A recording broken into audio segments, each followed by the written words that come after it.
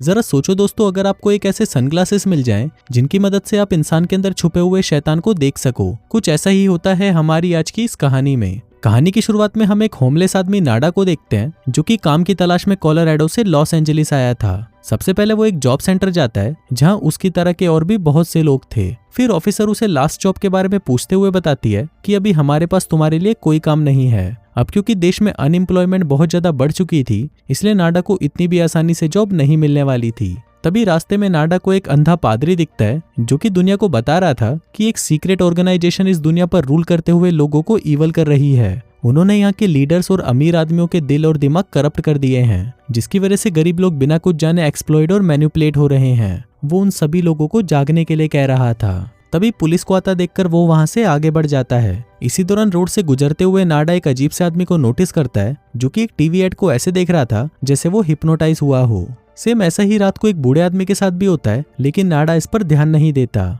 फिर एक homeless centre में रात गुजारने के बाद नाडा अगली सुबह फिर से जॉब की तलाश में निकल जाता है और फाइनली उसे एक कंस्ट्रक्शन साइट पर लेबर की जॉब भी मिल जाती है। अब रात दिन काम करने के बाद उसका एक कोवर्कर फ्रैंक उसे अपने साथ एक लोकल टाउन में ले जाता है, जहां लगभग वहां पर काम करने वाले सभी वर्कर्स रहते थे और नाडा को वहां पर खाने और सोने की जगह मिल गई थी। नाडा उधर एक आदमी गिलबर्ट से भी मिलता है, जो कि वहां पर सबके लिए खाना बनाता था। उधर नाडा और फ्रैंक के बीच में भी काफी अच्छी दोस्ती हो गई थी। फिर रात को जब सभी साथ में टीवी देख रहे थे, तभी टीवी के सिग्नल बदलने लगते हैं और वहां पर एक आदमी स्क्रीन पर आकर उन्हें कुछ मैसेज देने लगता है। वो कहता है कि हम सब एक आर्टिफिशियल दुनिया में रह रहे हैं। मास मीडिया की मदद से लोअर क्लास तक डेंजरस सिग्नल भेजे जा रहे हैं, जिससे आम आदमी ट्रांस में चला जाता है। उसके मुताबिक ये काम एलियंस का था, जिन्होंने एलीट क्लास को अपने साथ मिला रखा था। अब ये मैसेज देखकर सभी लोगों के सर में दर्द होने लगता है, लेकिन वो इस मैसेज पर ध्यान नहीं देते और वापस टीवी देखने लगते हैं। नाडा नोटिस करता है कि वहीं पास में वो अंधा पादरी भी खड़ा यही सब बातें बोल रहा था।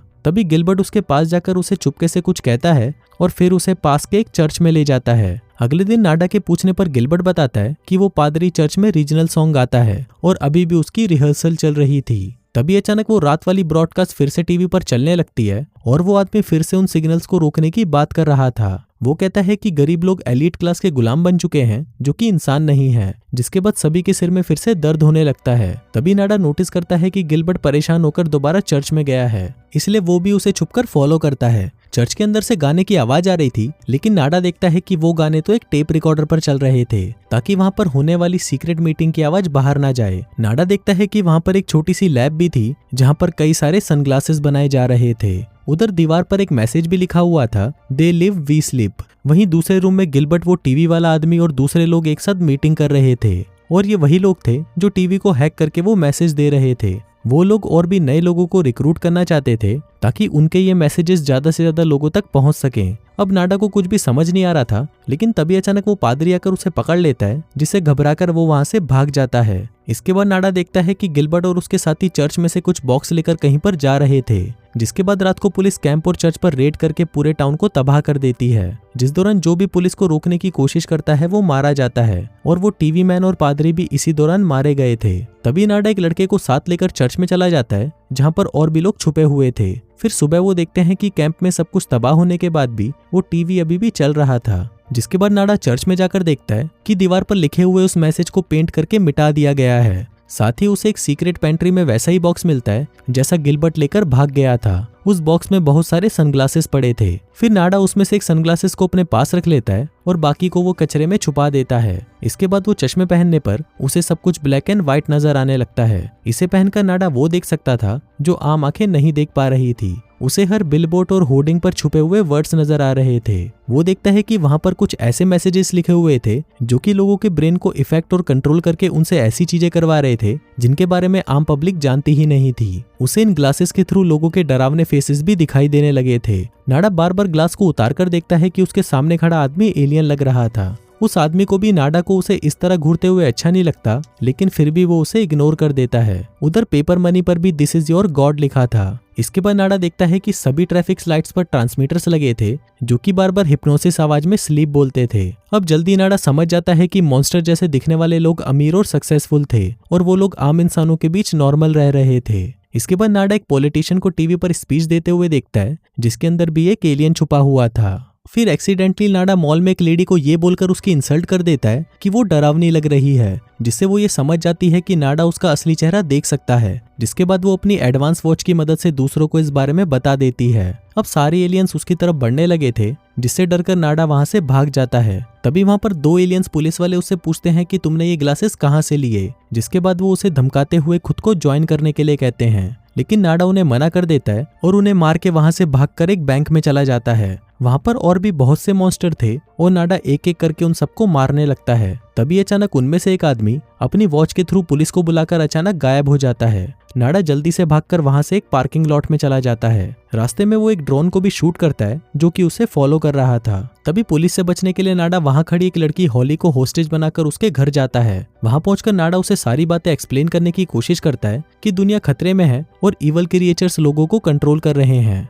वो उसे ये ग्लासेस पहनने को भी कहता है ताकि वो ये सारी सच्चाई खुद देख ले, लेकिन होली नहीं मानती। उसे नाडा पर बिल्कुल भी ट्रस्ट नहीं था और अचानक ही वो उसे अपनी खिड़की से नीचे फेंककर पुलिस को कॉल कर देती है। इसमें नाडा तो बच गया था, लेकिन उसकी ग्लासेस टूट गई थी, जिसके बाद वो उधर से भाग जाता है और रात एक ब्रिज के नीचे गुजारता है। अगली सुबह वो किसी तरह फ्रैंक के पास जाकर उसे हेल्प करने के लिए कहता है, लेकिन वो भी अब नाडा को एक किलर समझ रहा था, इसलिए वो उसे खुद से दूर रहने को कहता है। नाडा उसे बताने की कोशिश करता है कि वो इंसान नहीं थे, लेकिन फ्रैंक उसकी बात नहीं सुनता। अब अपनी इनोसेंस को प्रूव करने के लिए वो उस कचरे में से बॉक्स निकालकर एक ग्लास को निकाल लेता है। वहीं फ्रैंक भी पास खड़ा ये सब देख रहा था। अब नाडा उसे वो ग्लास पहनने को कहता है, लेकिन उसके मना करने पर नाडा उसे फाइट करते हुए उसे जबरदस्ती वो ग्लासेस पहना देता है। जिसके बाद जब वो आसपास उन एलियंस को देख लेता है, तब फाइनली उसे नाडा की बात पर यकीन हो जाता है। जिसके बाद पास ही के एक मोटल में जाते हुए नाडा उसे सारी बातें एक्सप्लेन करता है और रूम में पहुंचकर वो लोग अपने अगले स्टेप को डिस्कस करते हैं। फिर अगली सुबह वो लोग गिलबर्ट से मिलते हैं, जो उन्हें अपने जैसे सनग्लासेस पहना देखकर अपनी ग्रुप मीटिंग में ले जाता है। वहां उन्हें ग्लासेस की जगह लेंसेस लगा दिए जाते हैं ताकि वो ज्यादा क्लियर देख सकें। फिर गिलबर्ट उन्हें डिटेल में इवल क्रिएचर्स के बारे में बताने लगता है। वो कहता है कि एलियंस लोगों को पावर्स और दौलत देकर अपने मकसद के लिए उनका यूज कर रहे हैं।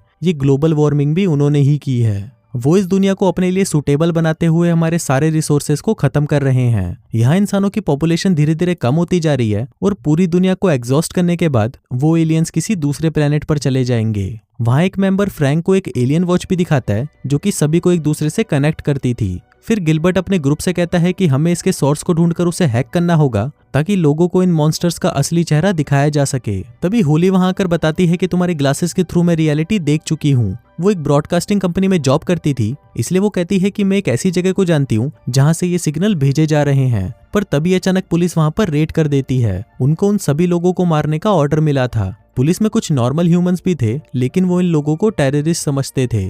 अब तकरीबन सभी लोग मारे गए थे, लेकिन नाडा और फ्रैंक किसी तरह से बचकर एक पतली सी गली में भाग जाते हैं। जिसके बाद उस वॉच पर बटन प्रेस करके वहां पर एक पोर्टल खुल जाता है और पुलिस से बचने के लिए वो लोग उसमें कूद जाते हैं। जिसमें जाते हुए वो लोग एलियन अंडरग्राउंड बेस फैसिलिटी में पहुंच जाते हैं। वो देखते हैं कि वहां पर जगह जगह पर एक अजीब सी भाषा में कुछ लिखा हुआ था। वहां पर कुछ गार्ड्स भी थे जिन्हें रेडियो के थ्रू बताया जाता है कि टेररिस्ट के उस ग्रुप को खत्म कर दिया गया है।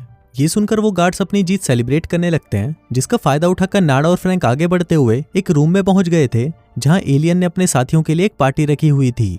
वहां अनाउंसर बताता है कि जल्दी ही एलियंस पूरी दुनिया को टेक ओवर कर लेंगे, जिससे एलीट क्लास को और भी कई तरह के बेनिफिट्स मिलने वाले थे। तभी उन्हें वहां पर कैंप का एक पुराना रेजिडेंट मिलता है जो कि एलियंस के साथ मिला हुआ था। वो फ्रैंक और नाडा को भी इस ऑर्गेनाइजेशन का समझकर उन्हें बेस का टूर कराते हुए एलियन एयरपोर्ट दिखाता है, जहां से एलियन इस दुनिया में आते थे और यहीं से ही वो ह्यूमन फॉर्म में दूसरे प्लेनेट पर विजिट करने जाते थे। अब वो दोनों ये सब देखकर शॉक्ड रह जाते हैं। उसके बाद ये लोग एक लोकल टीवी स्टेशन के स्टूडियो में पहुंचते हैं और ये वही रिसोर्स था जहां से सैटेलाइट के थ्रू लोगों को हिडन मैसेज भेजकर उनके माइंड को कंट्रोल किया जा रहा था। लेकिन जब अंदर जाने के लिए उनसे आइडेंटिटी सर्टिफिकेशन का पूछा जाता है तो फ्रैंक और नाडा गार्ड्स को शूट करके मार डालते हैं। अब वो टूर गाइड उनको कन्विंस करने की कोशिश करता है कि वो भी उन्हें ज्वाइन करके उनके बेनिफिट्स का फायदा उठाए, लेकिन वो ये ना मानते हुए मेन स्टूडियो में चले जाते हैं जहां पर एलियंस काम कर रहे थे। नाडा वहां पर उन एलियंस से होली का पूछता है, लेकिन वहां पर कोई भी इसके बारे में नहीं जानता था। फिर आखिर में उन्हें पता चलता है कि सिग्नल डिश छत पर है, तो वो उसे डिस्ट्रॉय करने के लिए ऊपर की तरफ जाने लगते हैं। वहीं हॉलवे में उन्हें होली भी मिलती है जो किसी तरह से पुलिस रेड से बच गई थी। नाडा रूफटॉप पर जाता है, लेकिन होली उसके पीछे जाने से पहले ही फ्रैंक को मार डालती है। मतलब वो भी उन एलियंस के साथ मिली हुई थी। उधर नाडा भी सैटेलाइट डिश को ढूंढकर डिस्ट्रॉय करने वाला था। तभी होली उसे पीछे से गन पॉइंट पर लेकर सरेंडर करने को कहती है, लेकिन नाडा उसे मना करके अपनी हिडन गन से शूट कर देता है। इतनी ही देर में ऊपर हेलीकॉप्टर से पुलिस वाले उस पर फायरिंग स्टार्ट कर देते हैं। वो उसे पीछे हट जाने को कहते हैं, जिसके बाद नाडा अपनी सारी स्ट्रेंथ को यूज करते हुए मरने से पहले सैटेलाइट डिश को शूट करके डिस्ट्रॉय कर देता है और लास्ट में वो स्माइल के साथ नीचे गिर जाता है। जिसके बाद बाकी लोगों को ये पता चल जाता है कि एलियंस उनके बीच में छुपे हुए थे और बाकी के लोगों को एक्सप्लॉइट कर रहे थे। और इसी के साथ ही ये कहानी यहीं खत्म हो जाती है।